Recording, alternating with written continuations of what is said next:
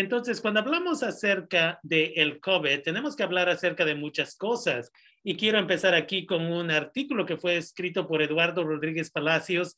Y él es una persona que una vez más está investigando más acerca de esto del virus. Y muchos y muchas de nosotros y nosotras a veces nos enfocamos tanto en nosotros mismos, en nosotras mismas, que se nos olvida que están las personas de la tercera edad.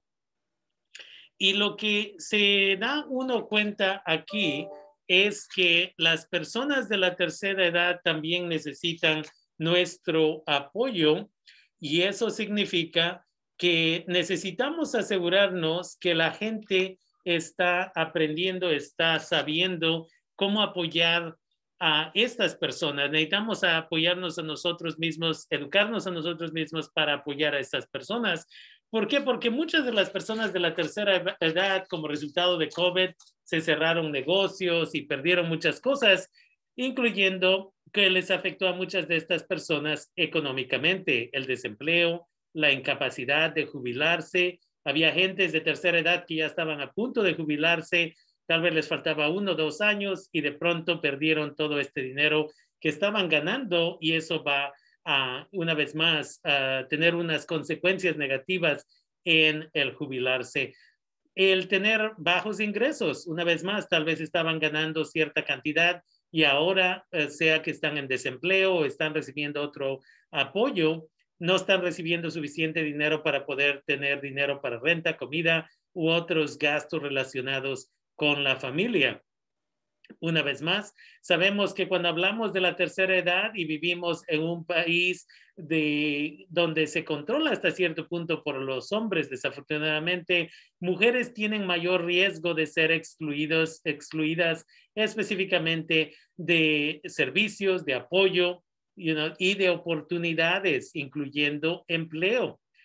Y gente de tercera edad a veces sufren de discapacidad o tienen dependencia de otra persona, donde si esa persona no está ahí, no pueden salir de casa, no pueden recibir lo básico, incluyendo comida u otros beneficios. Y una vez más, si estas personas de tercera edad ya tenían algún tipo de problema o salud crónica, como diabetes, por ejemplo, asma, obesidad, otro problema, y de pronto llega la pandemia y les afecta a estas personas en una forma mucho más severa. Y también, ¿qué pasa? Lo estamos viendo no nada más en los Estados Unidos, pero lo estamos viendo en México y otros países.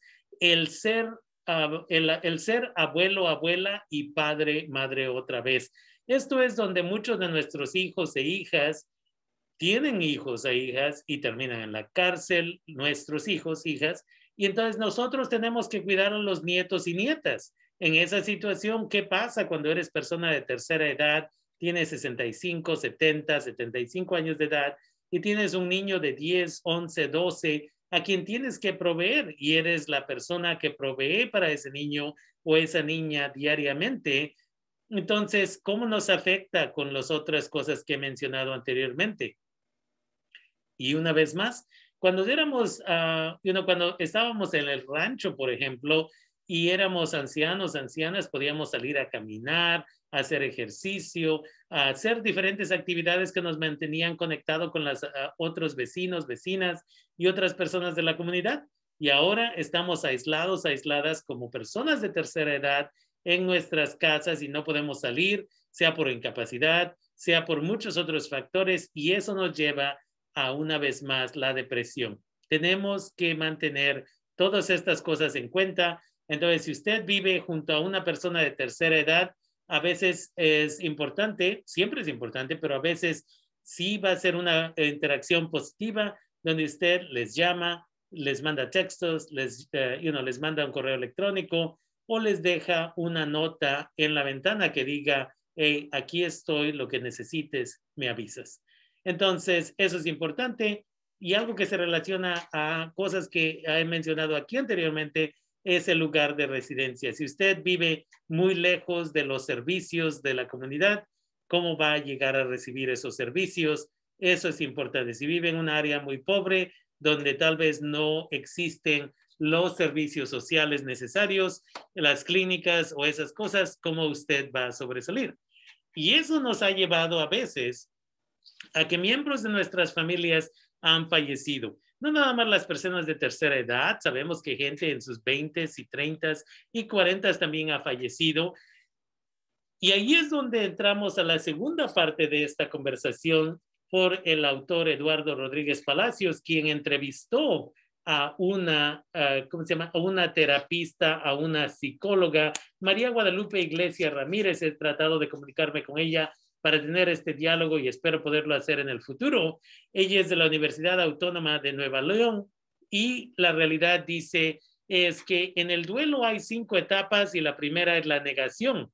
Pero con los fallecimientos a causa de COVID-19, el enojo ha pasado a ser la primera, ya que aparece esa ira y frustración por no haber estado en el momento de la despedida. Eso una vez más dice la psicóloga María Guadalupe Iglesias Ramírez.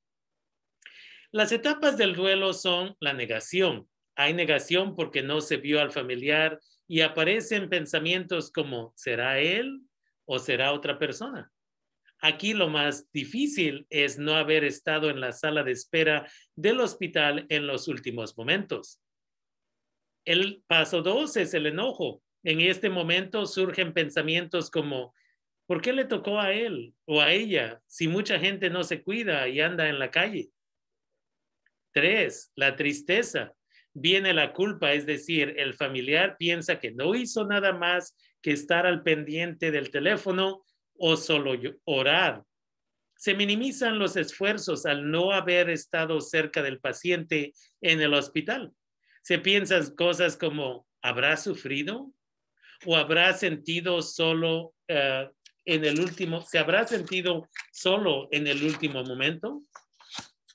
Y una vez más, esto nos causa trauma a los que nos quedamos. Y 4, negociación.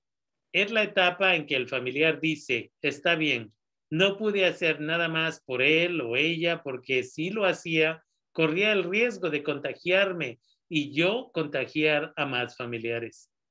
Hice lo que pude. La persona ajusta cada vez más sus pensamientos a la realidad de la situación.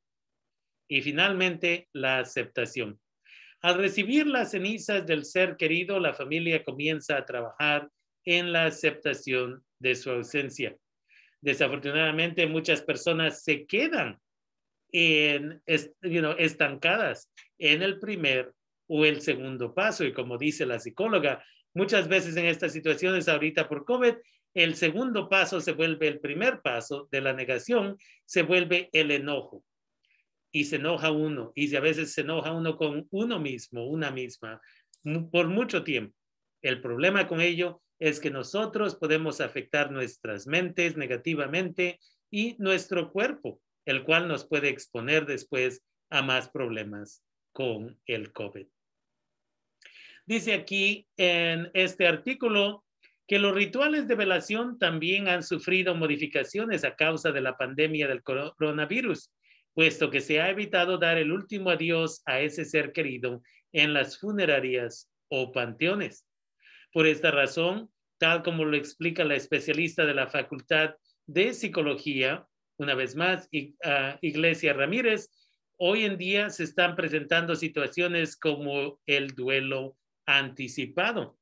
Dice, se recomienda expresar lo que se siente o inspira la otra persona de la familia en vida para, como en momentos como los que vivimos, o si llegase a ocurrir un fallecimiento, no quedarse con la sensación de que faltó decirles esas palabras importantes. Una vez más, esto es importante, donde el coronavirus nos ha causado muchos problemas, pero también nos está o puede causarnos la oportunidad de abrir la mente, abrir el corazón, expresar el cariño apropiado para toda persona con la que estamos en contacto. Te quiero, te estimo. Tú vives en mi casa y voy a asegurarme que sientas un abrazo cada día. Cuando te vayas al trabajo, cuando regresas a casa, cuando te vayas a dormir. Y dice, por otra parte, si no se tuvo la oportunidad de expresarle en vida todo lo que se sentía, es importante realizar rituales de despedida frente a una foto del familiar fallecido o con una caja de recuerdos. Cada integrante de la familia puede colocar pertenencias u objetos significativos para darle el último adiós, entre otros. Y eso nos lleva a cómo afrontar la ausencia. Físicamente, come, hidrátate y duerme bien. Haz ejercicio. Si eres muy religioso o religiosa, haz oración. Evita fumar y beber alcohol, porque esto vuelve más vulnerables a las personas y cuando hay un proceso de duelo, tienden a sobrepasarse en su consumo. No abandonarse, es decir, no dejar de bañarse, asearse, cepillarse, etc. Emocionalmente, lo que sientas, háblalo. Si quieres llorar, hazlo, ya que es un desahogo y aligera la carga emocional. Sin embargo, tampoco lo hagas por mucho tiempo.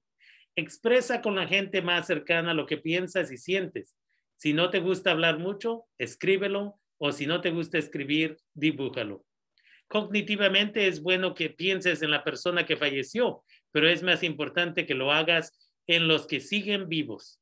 Generalmente invertimos mucho tiempo en lo que se fue o perdemos, ya sea un trabajo, la pareja o un familiar, y descuidamos lo que sí está o puede estar.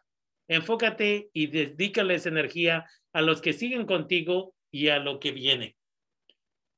Y finalmente, espiritualmente, dedica tiempo a meditar, a poner tus pensamientos claros, a sentir el aire o el agua, ya que es muy importante el aquí y el ahora.